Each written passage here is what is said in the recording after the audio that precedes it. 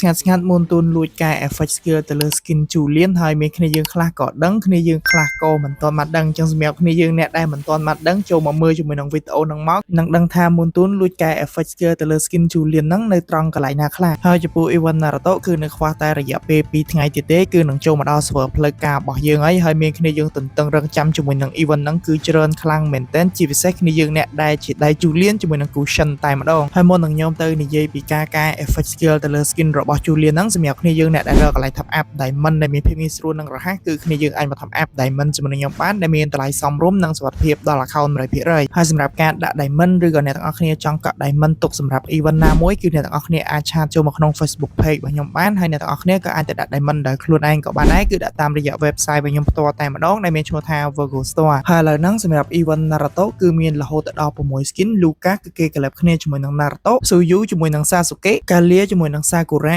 Hayabusa ជាមួយនឹង Kakashi ហើយសម្រាប់ skin ថ្មី Cushion ជាមួយនឹង Minato ហើយនឹង skin របស់ Julian ជាមួយនឹង Itachi តោះអញ្ចឹងយើងកុំឲ្យខាតពេលវេលាយូរយើងមកមើលជាមួយនឹង skin របស់ Julian ដែលគេបានធ្វើការ optimize effect អ្នកគ្នាហើយនេះគឺជា effect ថ្មីអ្នកគ្នាអញ្ចឹងអ្នកទាំងអស់គ្នាអាចមើលជាមួយនឹង video slow mo ហ្នឹងគឺអ្នកទាំងអស់គ្នានឹងបានឃើញអ្នកគ្នាពីភាពខុសគ្នារវាងដែល skin ដែលគេ optimize ថ្មីអញ្ចឹងណាហើយអ្នកទាំងអស់គ្នាគិតយ៉ាងម៉េចដែរ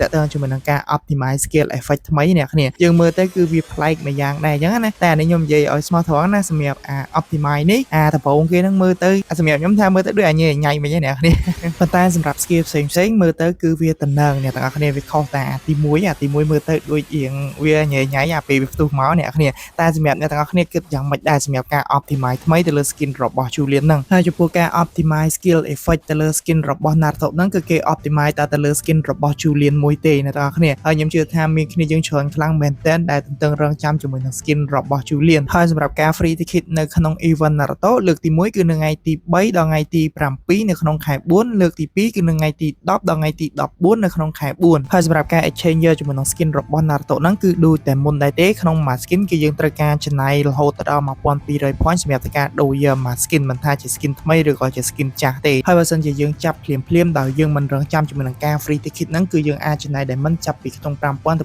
5000 ជាងគឺយើងបានជាមួយនឹង skin ហ្នឹងលេងហើយប៉ុន្តែបើសិនជាយើងរងចាំជាមួយនឹងការ free ticket យើងអាចចំណាយចាប់ពីខ្ទង់ 3000 ទៅ 3000 ជាងបើថាច្រើនបំផុតរហូតដល់ 4000 គឺបានជាមួយនឹង skin ហ្នឹងហើយប៉ុន្តែភាគច្រើនគឺត្រឹមតែ 3000 ជាងអីហ្នឹងគឺបានជាមួយនឹង skin ហ្នឹងហើយសម្រាប់របៀបចាប់អីគឺដូចតែមុនដែរទេប៉ុន្តែបើសិនជាគ្នាយើងចង់ឲ្យខ្ញុំនិយាយពីរបៀបចាប់សារជាថ្មីម្ដងទៀតគឺអាច comment នៅខាងក្រោមវីដេអូហ្នឹងម្នាក់មួយមកហើយខ្ញុំសង្ឃឹមថាមុនទូននឹងចិត្តល្អដូចជាមួយនឹង event skin ថ្មីរបស់ Miya ជាមួយនឹង skin ថ្មីរបស់ Florin អីហ្នឹងគឺខ្ញុំឃើញគ្នាយើងចាប់10ដង20ដងអីគឺបានជាមួយនឹង skin អ្នកគ្នាគឺចាប់ចូល skin តែម្ដងអញ្ចឹងសម្រាប់គ្នាយើងអ្នកដែលមកថ្មីឬក៏អ្នកចាស់ដែលមិនទាន់បានចុច subscribe នៅលើ YouTube channel របស់ខ្ញុំកុំភ្លេចជួយចុច subscribe ម្នាក់មួយផងហើយឥឡូវហ្នឹងចំនួន subscribe របស់យើងគឺឡើងរហូតដល់ 85.9k អ្នកនរគ្នាអញ្ចឹងគឺខ្ញុំអរគុណដល់អ្នកទាំងអស់គ្នាច្រើនខ្លាំងមែនទែនប៉ុន្តែអ្នកដែលគាត់មិនទាន់បាន subscribe កុំភ្លេចចុច subscribe ម្នាក់មួយផងអ្នកទាំងអស់គ្នាហើយសម្រាប់វីដេអូហ្នឹងគឺអ្នកទាំងអស់គ្នាកុំភ្លេចជួយ share វីដេអូនេះឲ្យបានច្រើនទៅដើម្បីឲ្យគ្នាយើងបានដឹងពី skin ថ្មីរបស់ Naruto ផងដែរហើយបើសិនជាអ្នកទាំងអស់គ្នាទស្សនាវីដេអូនេះនៅក្នុង Facebook page របស់ខ្ញុំកុំភ្លេច follow page របស់ខ្ញុំម្នាក់មួយផងដើម្បីទទួលបានការ update ថ្មី